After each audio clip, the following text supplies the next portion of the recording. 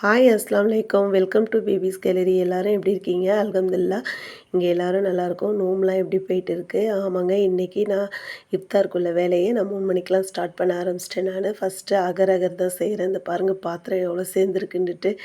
ஆமாம், நோம்புனுங்கும்போது பாத்திரம் நிறைய தான் செய்கிறோம். ஏன்னா நம்ம வெரைட்டியாக டிஷ் செய்கிறோம்ல, அப்போ நம்ம பாத்திரம் அதிகமாக தான் செய்கிறோம். ஃபஸ்ட்டு நான் அகர் அகர் செஞ்சுக்கிறேன். எல்லாமே வெயிட் பண்ணுது, ஜூஸ்க்கு கஸ்டர்டுக்கு எல்லாமே க்ளீனாக கழுவி பவுல்லாம் கழுவி வச்சுட்டேன். வாஷ் பண்ணி வச்சாச்சு. சரி, ஃபஸ்ட்டு நம்ம ஜெல்லி செஞ்சுக்கோமேன்னு சொல்லி ஜெல்லிக்குள்ளே வேலையை ஸ்டார்ட் பண்ணிட்டேன். ரோஸ் மில்க் எசன்ஸ் போட்டு தான் ஜெல்லி ரெடி பண்ணுறேன். சூப்பராக ரெடி ஆகிடுச்சு. இது நம்ம ரோஸ் மில்க்லேயும் சேர்த்து சாப்பிட்லாம், இதை நம்ம தனியாகவும் சாப்பிட்லாம். இது சூப்பராக இருக்கும் இந்த ஜெல்லி. இப்போ நான் கஸ்டர்ட் தான் செய்ய போகிறேன். ஃப்ரூட் இருக்குது, ஃப்ரூட் கஸ்டர்ட் தான் நான் செய்ய போகிறேன். 1/2 லிட்டர் பால் எடுத்திருக்கேன், திக்கான பால் எடுத்திருக்கேன். கொஞ்சமாக கஸ்டர்ட் பவுடர் போட்டு தண்ணியில் மிக்ஸ் பண்ணி அதில் ஊற்றிக்கிட்டு தேவையான சுகர் போட்டுக்கிட்டேன். கஸ்டர்ட் சூப்பராக ரெடி ஆகிடுச்சு. கொஞ்சம் திக்கான கண்டென்ஸில் இருந்தால் தான் நல்லாயிருக்கும். ஃப்ரூட்டும் ரெடியாக இருக்குது. எல்லாத்தையும் கட் பண்ணி போட்டுட்டு கொஞ்சம் மில்க் மேட் ஆட் பண்ணிக்கிட்டேன். சூப்பராக இருக்கும், டேஸ்ட் நல்லா இருக்குமே சொல்லிட்டு. சரி, ஃப்ரூட் ஜூஸ் ஏதாவது செய்யணுமேனு சொல்லி ஆப்பிள் கட் பண்ணி கொஞ்சம் சுகர் போட்டு பால் கொஞ்சம் ஊற்றி ஆப்பிள் ஜூஸும் ரெடி பண்ணிக்கிட்டேன். ஜாரில் ஃபுல் பண்ணிவிட்டேன். இது ஸ்டோர் பண்ணிட வேண்டியதாக ஃப்ரிட்ஜில். அடுத்தது ப்ளூபெர்ரி ஜூஸு. அது கொஞ்சம் ஸ்க்ரெஸ் தான், அது கொஞ்சோண்டு போட்டு அது நம்ம தண்ணி ஊற்றிட்டா போதும். அதுலேயே சுகர் எல்லாமே இருக்கும். சூப்பராக ரெடி ஆகிடுச்சு. இது பாருங்கள், ஜெல்லியும் சூப்பராக ரெடியாக இருக்குது. சரி, ஒரு லேயர் மட்டும் போட்டால் சரி வராதுன்னு சொல்லிவிட்டு இப்போது ப்ளூபெர்ரி இது பாதாம் எசன்ஸ் ஒரு இது போட்டுட்டேன் ஜெல்லி. அப்புறமேலு ப்ளூபெர்ரி ஒன்று போட்டுட்டேன். எல்லாமே சூப்பராக இருந்துச்சு. கட் பண்ணி பார்க்கும்போது ஒவ்வொன்றும் ஒவ்வொரு லேயராக நல்லா இருந்துச்சு. ஜெல்லி டேஸ்ட்டும் சூப்பராக இருந்துச்சு. பிள்ளைங்களுக்கு இதே மாதிரி வெரைட்டியாக செஞ்சு கொடுக்கும்போது அவங்களுக்கு அது ஒரு இதாக இருக்கும். சரி, பகல்லாம் நோன்பு வைக்கிறாங்களே, அம்மா ஏதாவது புதுசாக நமக்கு செஞ்சு கொடுப்பாங்க அப்படிங்கிற மாதிரி அந்த பிள்ளைங்க ஆவலாக இருக்கும். நம்மளும் இதே மாதிரி பிள்ளைங்களுக்காக நம்ம செஞ்சு கொடுக்கும்போது அந்த பிள்ளைங்க ரொம்ப ஹாப்பியாக இருக்கும். ஆமாங்க, 4-5 மணி ஆகிடுச்சு. அசருக்கு பிறகு கஞ்சியும் வந்துருச்சு.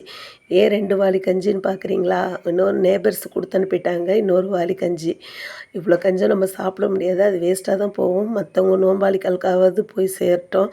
கடைசியில் என்னென்னா 2 வாளி கஞ்சி இருக்குது. முருங்கைக்கீரையும் கொடுத்து அனுப்புனாங்க. அதை அம்மா உருவிட்டு இருக்கிறாங்க. யாரெல்லாம் இந்த கஞ்சிக்கு முருங்கைக்கீரை வதக்கி சாப்பிட்றது ரொம்ப பிடிக்கும், முருங்கைக்கீரை பொரியல் பண்ணி சாப்பிட்டா சூப்பராக இருக்கும். நோம்புங்கிறது கொஞ்சம் ஹீட்டு தான், அது மாதிரி கீரை வகை இதெல்லாம் சேர்த்துக்கிறது கொஞ்சம் நல்லது.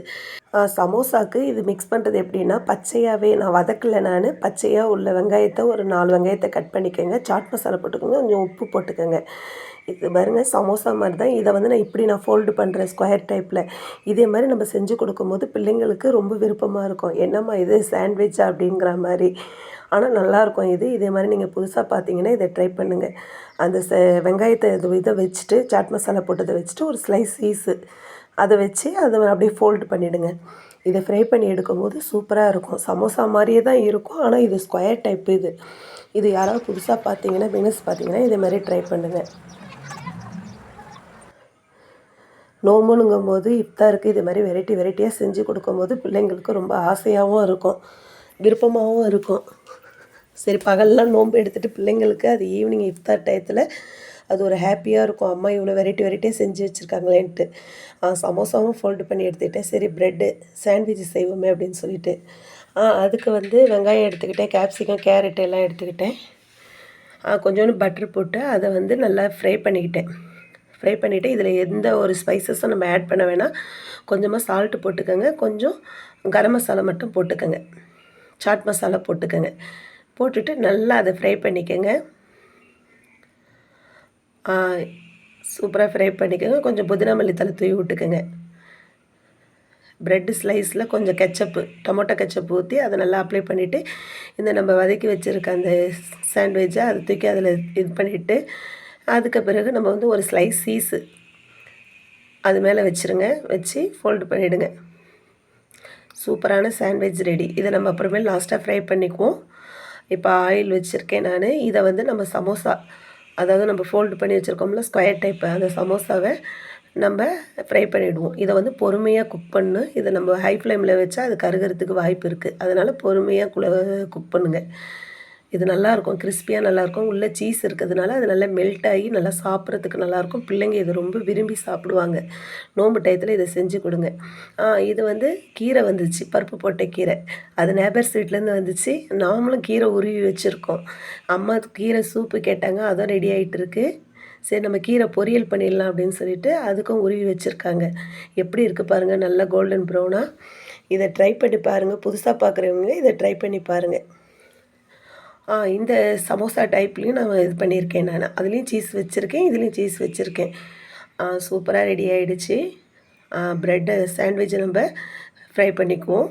ஒரு ஃப்ரை பேனில் கொஞ்சமாக கீ போட்டு அதை 2 பக்கமும் நல்லா கோல்டன் ப்ரௌன் ஆகிற மாதிரி நல்லா வாட்டிடுங்க. அல்ஹம்துலில்லாஹ், இஃப்தார் டைம் வந்துருச்சு. எல்லாருமே நல்லோமா நோன்பு திறந்தோம். இஃப்தாருக்காக நிறையாவே நம்ம செஞ்சுருக்கோம். இது வந்து எல்லாருக்குமே பிள்ளைங்களுக்கெல்லாம் ரொம்ப விருப்பமாக இருக்கும். எல்லாமே செஞ்சு வைக்கிறாங்க அம்மா அப்படிங்கிற மாதிரி. செஞ்சுட்டு எல்லாம் சாப்பிட்டுட்டு அப்புறம் எல்லாம் தொழுதுட்டு அதுக்கு பிறகு சரி நைட்டு என்ன டின்னர் அப்படிங்கிற மாதிரி சரி தோசை போட்டுடலாம். ஏன்னா ஹெவியாக நம்ம இஃப்தாருக்கு சாப்பிட்டாச்சு அப்படின்னு சொல்லிட்டு எல்லாருக்கும் தோசை போட ஆரம்பிச்சிட்டேன். தோசைக்கு சாம்பார் ரெடி பண்ணிட்டேன். இந்த சாம்பாரை தான் நான் சகருக்கும் வச்சுக்க போகிறேன் நான். ஏன்னா வந்து நம்ம 2-3 நாளாக வந்து ஒரே நான்வெஜ்ஜாக இருந்துச்சு. சரி இன்றைக்கி சிம்பிளாக சாம்பார் வச்சு எக் ஆம்லேட் போட்டு உருளைக்கிழங்கு பொரியல் பண்ணிவிடுவோம், பப்படு வறுத்துக்கலாம் அப்படிங்கிற மாதிரி ஒரு முடிவு பண்ணியாச்சு. அதனால் இன்றைக்கி எதுவுமே நான்வெஜ் எதுவுமே நம்ம வாங்கலை. சாம்பாருக்கு ஒரு தாளிப்பு ஒன்று கொடுத்துருவோம். சாம்பார் சூப்பராக ரெடி ஆகிடுச்சு. தோசைக்கும் சாம்பார், இது 2 in 1 மாதிரி. நைட்டு டிஃபனுக்கும் சரி, சகர் சாப்பாடுக்கும் சரி சாம்பார் சூப்பராக ரெடி ஆகிடுச்சு. சாம்பாருக்கு உருளைக்கிழங்கும் ஃப்ரை பண்ணியாச்சு. சரி சகருக்கு எந்திரிச்சு நம்ம வந்து சாப்பாடு ரைஸ் வச்சுக்கலாம் அப்படின்னு சொல்லிட்டு ரைஸை எலக்ட்ரிக் குக்கரில் வச்சுட்டு சகருக்கு எந்திரிச்சு பப்படு எடுத்து வச்சுருக்கேன். முட்டை ஆம்லேட்டுக்கு வெங்காயம் பச்சை மிளகாய் எடுத்து வச்சுருக்கேன். அப்புறம் வீட்டில் உர ஊற்றின தயிர், நல்லா கெட்டியான தயிர் எடுத்து வச்சுருக்கேன். சரி தயிர் போட்டுக்கிறவங்க தயிர் போட்டுக்கிட்டோம் அப்படின்னு சொல்லி. சரி பப்படு இல்லைன்னா எப்படி, அப்புறம் பப்படியும் வறுக்க ஆரம்பிச்சிட்டேன். பால் ஊற்றி வச்சாச்சு காஃபிக்கு. காஃபி பொடி போட்டு காஃபியும் ரெடி ஆகிடுச்சு. காலையில் காஃபி சாப்பிட்றது அது நம்ம எல்லாருக்குமே வழக்கம் அது. பப்படு வறுத்தாச்சு. பப்படு சூப்பராக இருக்கும். லால்பேட்டைனாலே பப்படு ரொம்ப ஃபேமஸ்ஸு. அதுவும் நோன்பு டயத்தில் பப்படு இருந்தால் அது ஒரு இது. கலர் வத்தலும் வறுத்துக்கிட்டேன். அல்ஹம்துலில்லாஹ் சகர் நல்லவமாக செஞ்சோம். எல்லாருக்காகவும் நாங்களும் துவா செஞ்சோம். நீங்களும் எங்களுக்காக துவா செய்யுங்க. என்னோடய சேனல் பிடிச்சிருந்தா லைக் பண்ணுங்கள், சப்ஸ்கிரைப் பண்ணுங்கள், ஷேர் பண்ணுங்கள். அப்படியே பக்கத்தில் உள்ள பெல்லை தட்டி விட்டு போங்க. அப்போ தான் நான் போகிற வீடியோ நோட்டிஃபிகேஷன்